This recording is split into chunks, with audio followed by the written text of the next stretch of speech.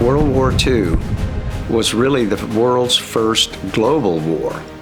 If you go back in history, what happens if your Navy is smaller? We're here to celebrate the Charles Jones Educational Gallery that's going to be in the new Navy Museum in Washington, D.C. And our host, Charles Jones, who has done the most generous donation of $4 million to the new Navy Museum and hosted this party tonight. Give a great round of applause to Charles Jones. It's a work of art for me. I've been buying and collecting model ships for 40 years. After I got out of engineering school and after I got out of business school at Harvard and I was working up in St. Louis, I stumbled onto a place where I could buy these things again. It was like a pilot light that just lit off.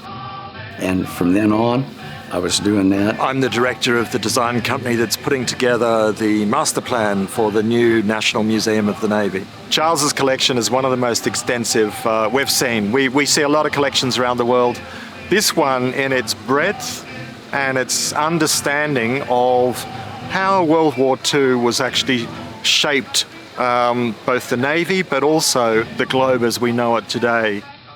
The really good models were all coming from Europe, and I didn't know where to go. So I had some friends, and I made friends, and I would fly to Germany, because that's where most of the stores were. And I would sit down with people like that, and they would teach me about the quality of the models and where to get more of them and how to take care of them and how to paint them and all that. So I was very fortunate to have these older men who had been doing the collecting for decades. They taught me how to do it and what to do. And so I would have a high-class collection.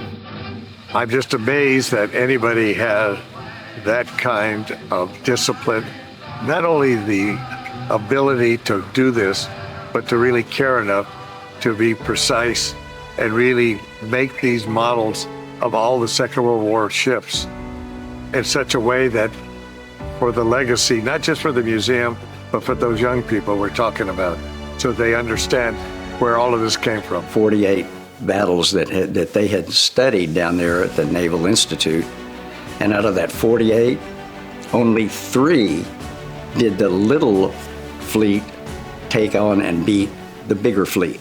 Historians think that probably in the neighborhood of 50 million human beings died in World War II. So it was a global thing, and it was very vicious, but it was our challenge. How do we free up the other countries that had been overrun by autocrats? And the only way you're going to do that is if you have a navy. So I think, in my book anyway, that we've had a great navy all the way back, if you go back to John Paul Jones and the Revolution and old Ironsides and all that. That's all great. I think what he's done is create a collection that is incredibly useful, but also I think he understands what the mission of the museum is. He understands why it's important. If you're a historian in a museum, it's not to just have them come through and walk back out, and the next day they don't remember what they saw. Well, I think we can make it a lot more interesting. Educate, inform, and engage. What if we hadn't won it? What if we did win it? What happened?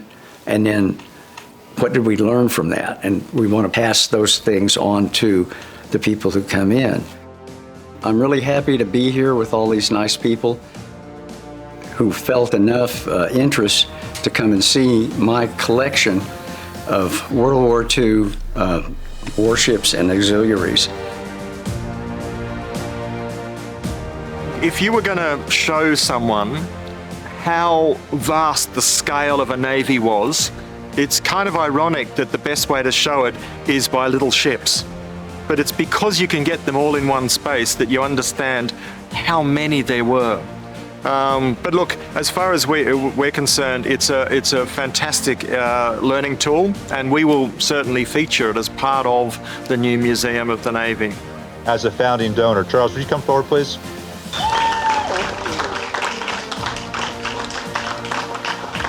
Charles is one of the most generous men I've ever met. He gives to the University of Oklahoma.